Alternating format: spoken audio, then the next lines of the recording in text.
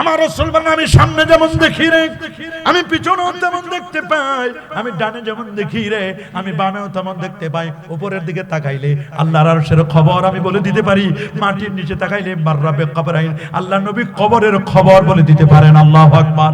নবীজি বলেন দুটো কবরের মধ্যে আযাব হচ্ছে। বলে হুজুর কেন আযাব হচ্ছে?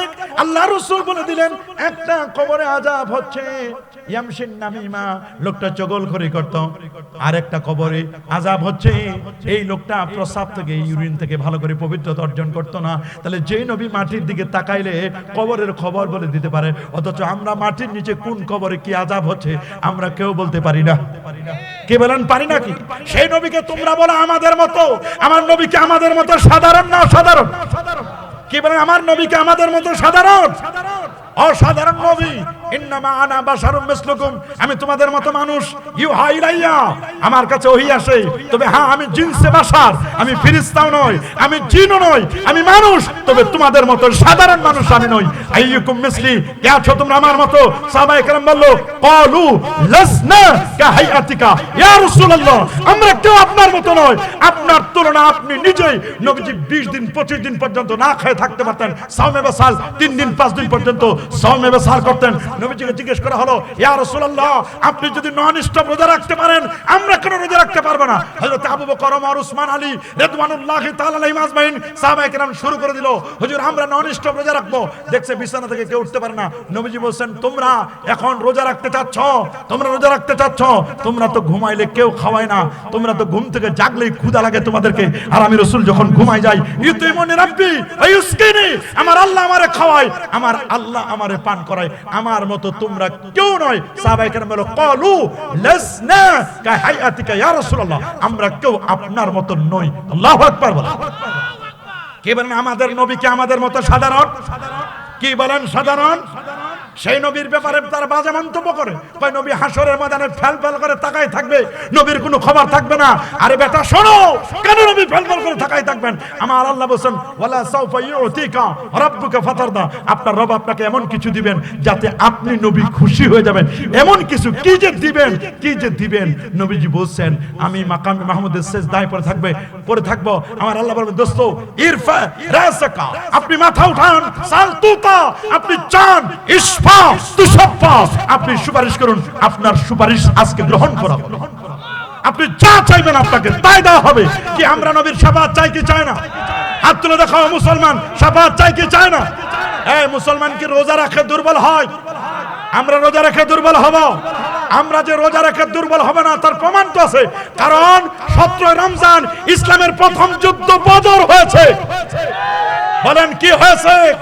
বদরের যুদ্ধ রোজা থাকা অবস্থায় সাহাবায়ে কেরাম মাত্র 300 কি 13 কি 14 জন নিয়ে ইসলামের প্রথম যুদ্ধ বদর হয়েছে। এটা ছিল তাকওয়ার বিজয়, তাকবীরের বিজয়। নারাই তাকবীর।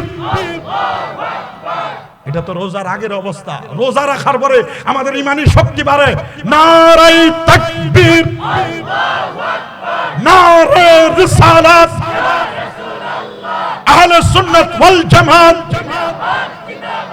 ওলি আল্লাহ যেখানে, 20 রাকাত তারাবি যেখানে, পীর মাশায়েখ যেখানে, নারাই তাকবীর। গাউসিয়া দরবার শরীফ, গাউসিয়া দরবারের হযরত পীর সাহেব হুজুর কেবলা, নারে তাকবীর। প্যারে হাজিরিন, মানব দেহের কয়টা অঙ্গের কথা বললাম? একটা ব্রেন। মাশাআল্লাহ বলেন। 1 নম্বর কি? 2 নম্বর জবান। জবান জবান জবানটাকে কন্ট্রোল করতে হবে। বলেন জবানটাকে কি করতে হবে? আর 3 নম্বর কলব। যখন কোন ব্যক্তি জবান দিয়ে উচ্চারণ করলো আশহাদু আল্লা ইলাহা ইল্লাল্লাহ ওয়া আশহাদু আন্না মুহাম্মাদান আবদুহু ওয়া রাসূলুহু, এটা যখন জবানে উচ্চারণ করলো তখন কলবের ভিতরে একটা অঙ্কন হয়ে গেল, কলবের ভিতরে একটা বীজ বপন হলো। কি বপন হলো? বলেন। বীজ। বীজ চিনেন না? মরিচের বীজ, লাউয়ের বীজ আছে না, কুমড়ার বীজ, বীজ নাই? প্রত্যেকটা জিনিসের তো বীজ আছে, আছে কি না? আপনি যখন জবান দিয়ে বললেন, এই জবানটা হলো ডেলিভারি সেন্টার, এইখান থেকেও আপনি দিতে পারেন, কলব থেকেও আপনি দিতে পারেন। সুবহানাল্লাহ বলেন। ইচ্ছা করলে আপনি ব্রেন থেকেও বলতে পারেন, ইচ্ছা করলে আপনি কলব থেকে বলতে পারেন। এইখানে থেকে সাধারণ নলেজ, আর এখানে থাকে এই যে জেনারেল নলেজ, আর এখানে থাকে ইলমে মুকাশাফা, এটার নাম ইলমে মারিফত। এই জায়গায় থাকে ইলমে তরিকত, এই কলবে থাকে ইলমে লাদুন্নি ওয়া মিন লাদুন্না ওয়া আল্লামনাহু ওয়া মিন লাদুন্না। আল্লাহু আকবার বলেন। ইলমে রুশদ ওয়া আল্লামনাহু মিন লাদুন্না, আমি আল্লাহ তাআলা বলেন যে আমি তাকে শিক্ষা দিলাম, ইলমে রুশদ শিক্ষা দিয়েছি। সুবহানাল্লাহ বলেন। কি শিক্ষা? ইলমে রুশদ, ইলমে তাসাউফ, ইলমে মারিফত। ইলমে মারিফত থাকে এই জায়গায়। মারিফতের জায়গা কোথায় বলেন না? কলব বলেন কি? আপনি যখন জবান দিয়ে উচ্চারণ করলেন আশহাদু আল্লা ইলাহা ইল্লাল্লাহ, এটা যখন উচ্চারণ করেন কলবে একটা বীজ বপন হলো। কি বপন হয়েছে? এটা বীজ।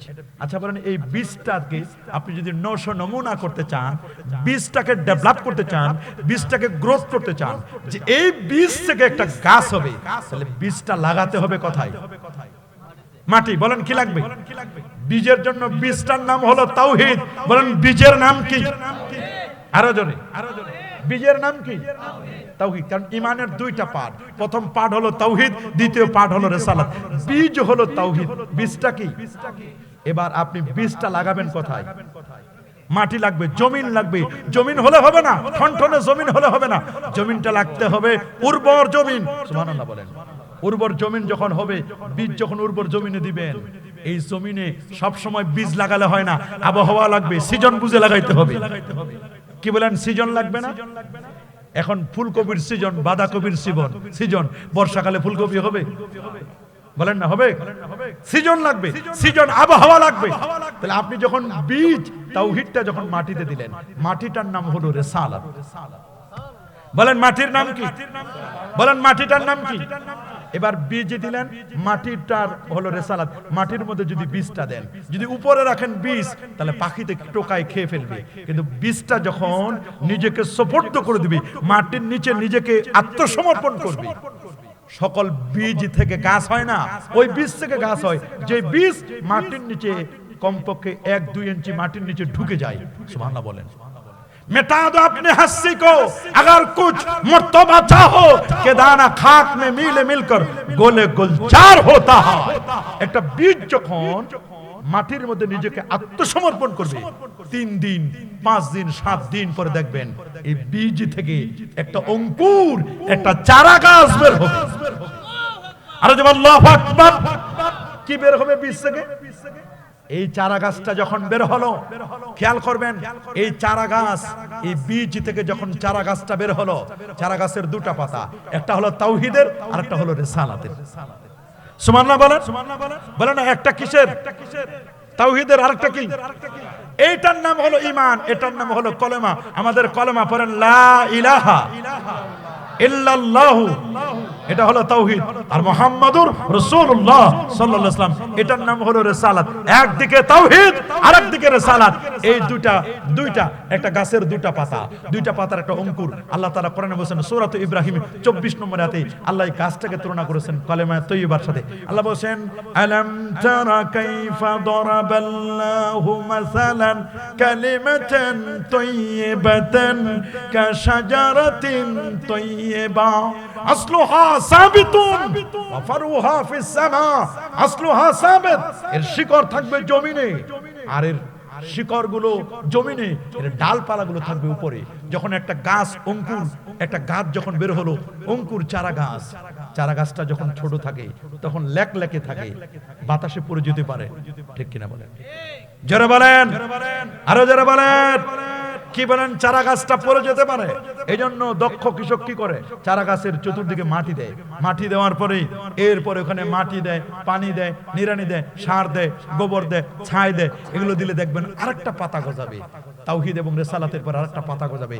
এটার নাম নামাজ। আরেকটু পানি দেন, আরেকটু সার দেন, নামাজের পরে দেখবেন আরেকটু পাতা গজাইবে। এটার নাম হলো রোজা। আল্লাহু আকবার বলেন। আরেকটু পানি দেন, সার দেন, দেখবেন আরেকটা পাতা গজাইবে। এটার নাম হলো যাকাত। আল্লাহু আকবার। আরেকটু পানি দেন, সার দেন, দেখবেন আরেকটা পাতা গজাইবে। এটার নাম হলো হজ। এবার আরো পানি দেন, সার দেন, এই যে পানি দিচ্ছেন, সার দিচ্ছেন, এটার নাম নেক আমল।